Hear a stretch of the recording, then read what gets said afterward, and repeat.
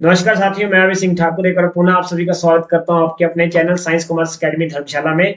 विद्यार्थियों, जो हमने एक सीरीज चलाई हुई है आपके समक्ष, सीरीज तो क्या मैं इसको दिहाड़ी का नाम दूंगा। तो ये दिहाड़ी हम आज इसका चौथा दिन आपके समक्ष 19 दिसंबर आज की तारीख। ऐसी कौन सी महत्वपूर्ण घटनाएं घटित हुई आज की डेट में, हम उनसे रिलेटेड एमसीक्यूज आपके समक्ष लेके आए हैं। पहला एमसीक्यू आज आपका, Which Indian recently successfully climbed Antarctica's highest peak Mount Vinson? Mount Vinson। किस भारतीय ने हाल ही में अंटार्कटिका की सबसे ऊंची चोटी माउंट विल्सन पर सफल चढ़ाई की है? तो इसका सही आंसर बच्चों रहेगा Sheikh Hasan Khan. Option C is the right answer. लेकिन बच्चों एक यहाँ पे आपने चीज नोट करने वाली क्या है कि अंटार्कटिका जो एक कॉन्टिनेंट है अंटार्कटिका, इस अंटार्कटिका कॉन्टिनेंट की सबसे ऊंची चोटी का नाम आपको पता चल रहा है कौन सी? Mount Wilson. तो ये चीज आपका एक जीके का प्रश्न यहाँ पे बनता है।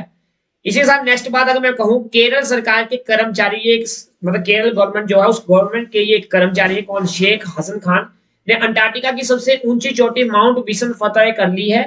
उनके द्वारा फतेह की गई ये पांचवी ऊंची चोटी, मतलब इससे पहले उन्होंने चार पहले भी चोटी चढ़ी है, पांचवी चोटी उनके द्वारा चढ़ी गई है। अगर मैं माउंट विल्सन की हाइट की बात करूं तो 4892 मीटर, मतलब 4892 मीटर इसकी ऊंचाई है। अगर फीट में बात करूं तो 16050 फीट, ये फीट में आ गई। माउंट विल्सन के अलावा उन्होंने कौन सी चार अन्य चोटियां चढ़ी है, मैं उसकी बात कर लेता हूं। एशिया की सबसे ऊंची चोटी जो कि आपको पता है mount Everest. Mount Everest Asia की सबसे ऊंची, एशिया क्या पूरे क्या बोलते पृथ्वी की सबसे ऊंची चोटी कौन है? माउंट एवरेस्ट, जिसकी हाइट की बात करूं 8048 मीटर। बच्चों नोट करना, थोड़ी बढ़ गई है, कई बुक्स में 8050 भी यूज करते हैं, लेकिन आपने 8048 मीटर रखनी। माउंट एवरेस्ट जो कि विश्व की, वर्ल्ड की सबसे लंबी, सबसे ऊंची चोटी है, जो कि एशिया में आपके हिमालय में आती है। अगली बात अगर मैं करूं, दूसरी चोटी जो इन्होंने चढ़ाई की है वो चोटी आपकी उत्तरी अमेरिका, जो आपका यूएसए का कॉन्टिनेंट है, उत्तरी अमेरिका, नॉर्थ अमेरिका कॉन्टिनेंट की सबसे ऊंची चोटी है माउंट माउंट डेनाली। तो प्रश्न आ सकता है माउंट डेनाली कहां है, किस कॉन्टिनेंट में? तो नॉर्थ अमेरिका में है। इसके साथ अफ्रीका अफ्रीका की अगर बात करूं, अफ्रीका कॉन्टिनेंट में, तो अफ्रीका कॉन्टिनेंट की इन्होंने कौन सी चोटी चढ़ी है? Mount Kilimanjaro. Mount Kilimanjaro. तो प्रश्न आ सकता है माउंट किलीमंजारो कहां है बच्चों? ये अफ्रीका कॉन्टिनेंट में है। और यूरोप की बात करूं, यूरोप से भी इन्होंने एक चोटी को चढ़ा है, वो है माउंट एल्ब्रस। Mount Elbrus. तो इसमें देखो कितने सारे प्रश्न बन सकते हैं आपके लिए।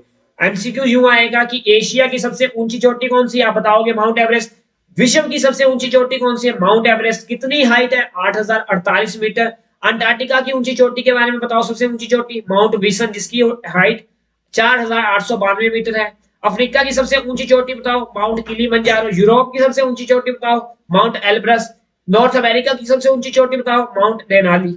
और आपने देखा इस क्वेश्चन में एक चीज की बार बार बात हुई, कॉन्टिनेंट, क्योंकि मैंने सभी कॉन्टिनेंट्स के बारे में बता दी। तो ये बात भी आप नोट कर लीजिए कि विश्व में 7 कॉन्टिनेंट है, और वो 7 कॉन्टिनेंट कौन कौन से, मैं यहाँ मैप के जरिए बता देता हूँ। सबसे पहले अपना एशिया, एशिया के साथ ऊपर यूरोप, यूरोप से नीचे आपका अफ्रीका, अफ्रीका और एशिया के ठीक नीचे ऑस्ट्रेलिया, इस साइड आपका अंटार्कटिका, और ये आपका नॉर्थ अमेरिका, और ये आपका साउथ अमेरिका। तो गिनती करिए, 1 2 3 4 5 6 और ये आपका 7। तो 7 कॉन्टिनेंट। अगर ओशन कोई पूछ ले सागर कितने हैं, महा, तो ये महा 5 सागर, पर जो महासागर है उनकी संख्या 5 है। तो ये आपकी काफी एमसीक्यूज मैंने यहाँ से बना दी। चलते हैं दूसरे प्रश्न की ओर। आज का दूसरा प्रश्न, आईपीएल टीम मुंबई इंडियन ने किसे अपना नया कप्तान जो है नियुक्त किया है? बच्चों नया कप्तान जो नियुक्त हुआ है वो हुए हार्दिक पांड्या। हार्दिक पांड्या को मुंबई इंडियन में 2024 का जो आईपीएल रहेगा उसमें कप्तानी करने का मौका मिला। आईपीएल 2024 के जो कैप्टन है किसके? मुंबई के, वो कौन है? हार्दिक पांड्या। इससे पहले कौन था मुंबई इंडियन का कैप्टन? हमारे इंडियन कैप्टन रोहित शर्मा। और मैं अगर बात करूं रोहित शर्मा के बारे में, तो बच्चों रोहित शर्मा के कार्यकाल में 5 आईपीएल के जो खिताब है वो मुंबई इंडियन ने जीते थे। और एक ग्रेटेस्ट बंदे को जो है अपनी कप्तानी से हटा दिया गया, अनुभवी सलामी बल्लेबाज को हटा दिए गए। 2013 से ये रेगुलर मुंबई के कप्तान थे, 2013 से, ये बात हमें याद रखनी है। हार्दिक पांड्या पहले कहां थे? तो हार्दिक पांड्या की बात करूं तो ये बच्चों गुजरात टाइटंस में थे, जीटी में थे। 2022 में आपको पता होगा कि नई टीम आई थी गुजरात टाइटंस आईपीएल में। और 2022 की अगर मैं फाइनल की बात करूं तो गुजरात ने ही 2022 का फाइनल मैच भी जीता था। अपने पहले ही सेशन में, अपने पहले ही सीजन में इन्होंने खिताब अपने नाम किया था। अगर 2023 की बात करूं तो 2023 में आईपीएल के अंदर जो गुजरात टाइटंस थी ये रनर अप रही थी। क्योंकि इसी साल जो फाइनल मैच हुआ था वो हुआ था सीएसके वर्सेस जीटी, जिसमें जीटी जो थी वो रनर अप और सीएसके ने खिताब अपने नाम किया था। तो हार्दिक पांड्या एक बार गुजरात टाइटंस को खिताब जिता चुके हैं और एक बार पिछले साल रनर अप रहे हैं। चलते हैं आज के तीसरे प्रश्न की ओर।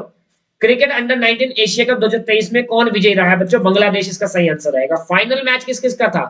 बांग्लादेश वर्सेस यूएई का, संयुक्त अरब अमीरात का फाइनल मैच हुआ बांग्लादेश के साथ, जिसमें बांग्लादेश ने दुबई को हरा दिया अंडर 19 विश्व कप में।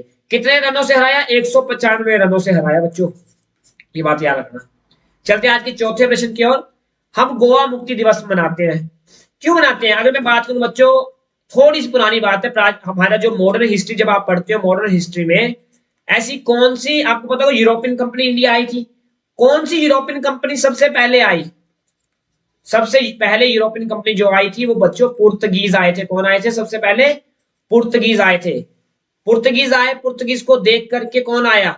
डच आए, डच के बाद कौन आया? अंग्रेज आए, अंग्रेजों के बाद फ्रांस आया, फ्रांस से बाद आपके डेनिश आए, यूं चलता रहा।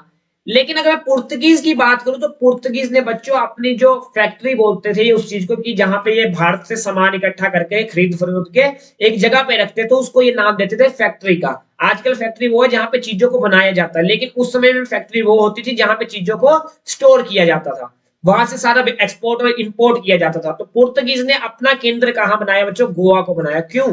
क्योंकि गोवा जो था एक तटीय क्षेत्र था, और तटीय क्षेत्र था तो यहां से व्यापार करना बड़ा आसान था। जब व्यापार करना आसान है, क्योंकि ज्यादातर व्यापार उस समय बच्चों समुद्री रास्ते होता था, और समुद्री रास्ते होने का नाता है कि अगर आप किसी ऐसे एरिया में कर लोगे जो समुद्र से बड़ा दूर है तो काफी मुश्किल होगी व्यापार के लिए। तो गोवा को पुर्तगीज ने अपना केंद्र बनाया। तो प्रश्न यहाँ पे ये याद रखना कि ऐसी कौन सी यूरोपियन कंपनी जो भारत में सबसे पहले आई, उसका आंसर है पुर्तगीज। अपना व्यापारिक केंद्र उन्होंने कहां बनाया? गोवा में बनाया।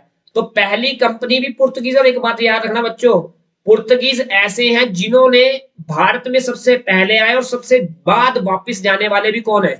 पुर्तगीज है।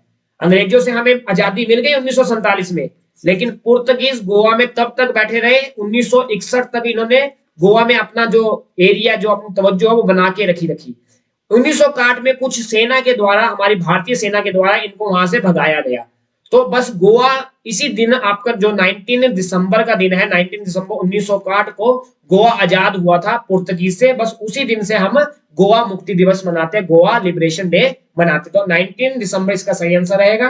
मैंने थोड़ी सी हिस्ट्री भी आपको बता दी, थोड़ी सी चर्चा कर लेते हैं ब्रीफ में। 9 दिसंबर 1961 को गोवा पुर्तगालियों से आजाद हुआ, भारत का अभिन्न अंग बना।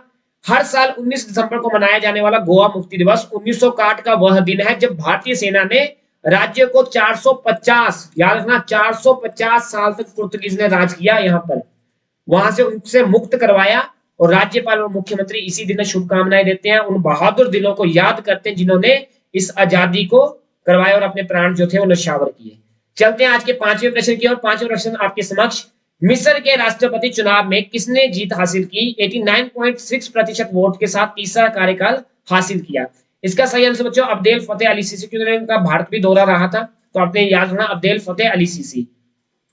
अब्देल फतेह अली सीसी ने 89% वोट के साथ मिस्र के राष्ट्रपति चुनाव में हासिल कर ली है जीत। चुनाव प्राधिकरण के अनुसार सीसी को तीसरा कार्यकाल हासिल करने के लिए 89.6% वोट मिले, जबकि 66.8% मतदान हुआ था। अगर टोटल वोटिंग की बात करें तो टोटल वोटिंग हुई थी बच्चों 66.8, और 66.8 का 89.6% बच्चों कौन ले गया? मिस्र के ये पुराने राष्ट्रपति, पहले भी यही थे अब भी यही है, और ये इनका तीसरा थर्ड टाइम बन रहे हैं वहां के ये प्रेसिडेंट। ये बात नोट करने वाली है, थर्ड टाइम प्रेसिडेंट बन रहे रेगुलर वो भी। अदब अल फतेह सईदी हुसैन खलील अल सीसी एक मिस्र के राजनेता हैं और सेवानिवृत्त सैन्य अधिकारी, मतलब ये पहले वहां की आर्मी में थे, जिन्होंने 2014 से मिस्र के छठे और वर्तमान राष्ट्रपति के रूप में कार्य किया है। सीसी ने मिस्र के उप प्रधानमंत्री, रक्षा मंत्री, सैन्य खुफिया निदेशक के रूप में भी काम कर चुके हैं।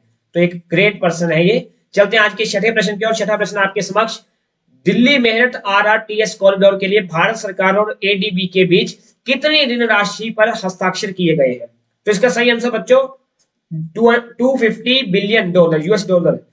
भारत सरकार और ADB ने दिल्ली मेरठ RRTS कॉरिडोर के लिए जापानी येन 37 बिलियन 250 मिलियन यूएस डॉलर ऋण समझौते पर हस्ताक्षर किया है। 82 किलोमीटर का ये गलियारा है और एनसीआर क्षेत्र को योजना 2021 का हिस्सा है, जिसका उद्देश्य यात्रा के समय को काफी कम करना, क्षेत्रीय आर्थिक और रोजगार के अवसरों को बढ़ावा देना है। आरआरटीएस जलवायु परिवर्तन क्षयन प्रयासों के समर्थन करते हेतु CO2 उत्सर्जन में कमी लाने का योगदान जो करेगा, मतलब CO2 में काफी कमी यहाँ से आने वाली है, रोजगार और अवसर के जो हमें साधन है वो मिलने वाले हैं। अगर मैं बात करूं इसका मुख्य उद्देश्य क्या है, जो यात्रा में समय लगता है उस यात्रा के समय को रिड्यूस करना, बस ये इसका मेन मतलब मोटिव है। चलते हैं आज के 7वें प्रश्न की ओर। 7वां प्रश्न आपके समक्ष, काकरापार परमाणु ऊर्जा परियोजना इकाई 4 ने हाल ही में कौन सी महत्वपूर्ण उपलब्धि जो है हासिल की है? तो इसका सही आंसर बच्चों रहेगा भारत की पहली परमाणु परियोजना बनी, AERB सुरक्षा मानदंडों को पार कर गया। तो सी ऑप्शन इसका बच्चों सही आंसर है, AERB सुरक्षा मानदंडों को पार कर गया। काकरापार परमाणु ऊर्जा परियोजना यूनिट 4 ने ERB सुरक्षा मानदंडों का अनुपालन करते हुए 17 दिसंबर को विखंडन श्रृंखला प्रतिक्रिया या एक्टिविटी हासिल जो है वो कर ली है। इस कार्यक्रम ने भारत के परमाणु ऊर्जा के क्षेत्र में प्रगतिशील प्रगति को चिन्हित किया है, जो NPCIL के डिजाइन, निर्माण और संचालन की ताकत को दर्शाता है। KAP4 देश में स्थापित किया गया जा रहा 16वां स्वदेशी दबाव युक्त भारी जल रिएक्टर है।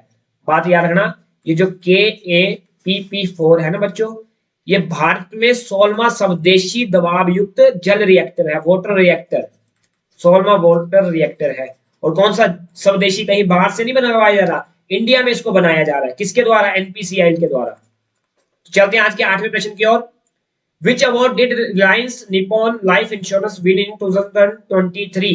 2023 में रिलायंस निप्पॉन लाइफ इंश्योरेंस ने कौन सा पुरस्कार जो है वो जीता है? इसका सही आंसर बच्चों रहेगा, रिलायंस निप्पॉन लाइफ इंश्योरेंस ने जलवायु अनुकूलन, संचालन और सतत विकास में उनके प्रयासों को मान्यता देते हुए राष्ट्रीय ऊर्जा संरक्षण पुरस्कार जो है वो जीत लिया। इसका सही ऑप्शन बी ऑप्शन रहेगा बच्चों, NECA राष्ट्रीय ऊर्जा संरक्षण पुरस्कार, नेशनल एनर्जी कंजर्वेशन अवार्ड। तो आपने ये याद रखना, 2023 खिताब निप्पॉन लाइफ इंश्योरेंस के द्वारा जीता गया है। कंपनी के नवाचारों में प्राकृतिक प्रकाश का उपयोग, स्मार्ट कूलिंग, प्रकाश समाधान, शाखा संचालन के लिए IoT आधारित रिमोट कंट्रोल डिवाइस शामिल है। इसके परिणाम स्वरूप ऊर्जा लागत में 34% की बचत जो है वो इन्होंने की है। चलते हैं आज के 9वें प्रश्न की ओर। 9वां प्रश्न आपके समक्ष, 2022-23 की वार्षिक PLFS रिपोर्ट के अनुसार भारत में वर्तमान बेरोजगारी दर क्या है? थोड़ी सी खुशी की बात है कि बेरोजगारी दर में थोड़ी कमी आई है, वो देखते हैं कि क्या आंकड़ा रहा है। पहले 4.2 थी बच्चों, इस साल घट करके 3.2 आ गई है, 1% की पूरी कमी आई है। तो इसका सही आंसर बच्चों बी ऑप्शन रहेगा, सांख्यिकी और कार्यक्रम कार्यान्वयन मंत्रालय द्वारा आयोजित आवधिक श्रम बल सर्वेक्षण के अनुसार भारत में बेरोजगारी दर 2020-21 में 4.2 से घट करके 2022-23 में 3.2 हो गई थी। और रोजगार की सुविधा के लिए भारत सरकार ने ABRY, PM स्वनिधि योजना, PMMY और PLI योजना जैसी कई योजनाओं की घोषणा की है, जिसका उद्देश्य उद्यमिता और कौशल विकास को बढ़ावा देना है।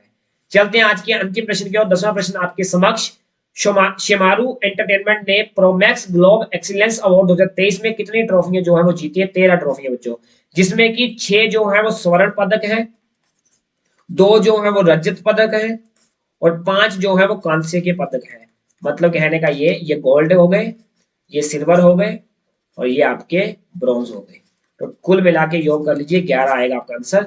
Shemaroo entertainment Pro Max global excellence award ने 2023 में 13 ट्रॉफियां हासिल की, जिससे उनकी कुल प्रोमैक्स ट्रॉफियों की संख्या 117 हो गई है। कंपनी ने in house programme, promo campaign और साउंड डिजाइन जैसी श्रेणियों के लिए 6 स्वर्ण, 2 रजत और 5 कांस्य पुरस्कार जो है वो जीते हैं।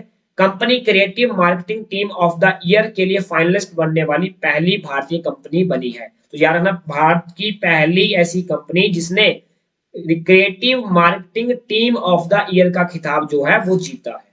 तो आज के लिए इतना ही, मिलेंगे कल के टॉपिक में, मतलब कल के लेक्चर में, कल की करंट अफेयर में। तब तक धन्यवाद, जय हिंद, जय भारत।